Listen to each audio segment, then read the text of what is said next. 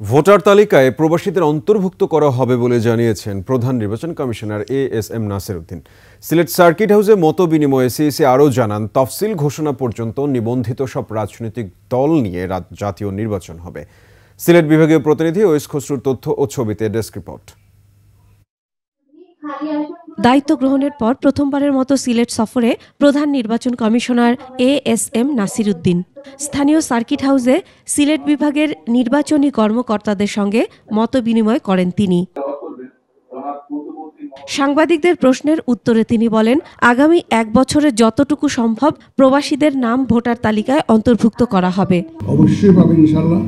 আমরা সেই লক্ষ্যে কাজ করছি এবং সিরিয়াসলি কাজ করছি যাতে আমাদের প্রবাসী ভাই বোনদেরকে আমরা এবার ইলেকশনের আওতায় নিয়ে আসতে পারি। আমরা সিরিয়াসলি ওয়ার্কিং অন ইট।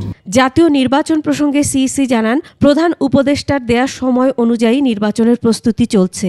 জাতীয় নির্বাচনের টাইম ফ্রেম নিয়ে যে বক্তব্য দিয়েছে সেটা মাথায় রেখে ইসি কাজ করছে।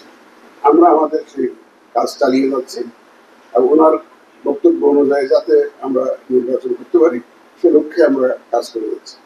স্থানীয় সরকার নির্বাচন প্রসঙ্গে তিনি জানান, একই সঙ্গে সব জাতীয় নির্বাচন করা সম্ভব নয়, পরে এ বিষয়ে জানানো হবে বলেও জানান সিইসি। অনেকে বলছেন যে একদিনে সব লোকাল গভর্নমেন্টের নির্বাচন করার সুপারিশ কেউ করছে।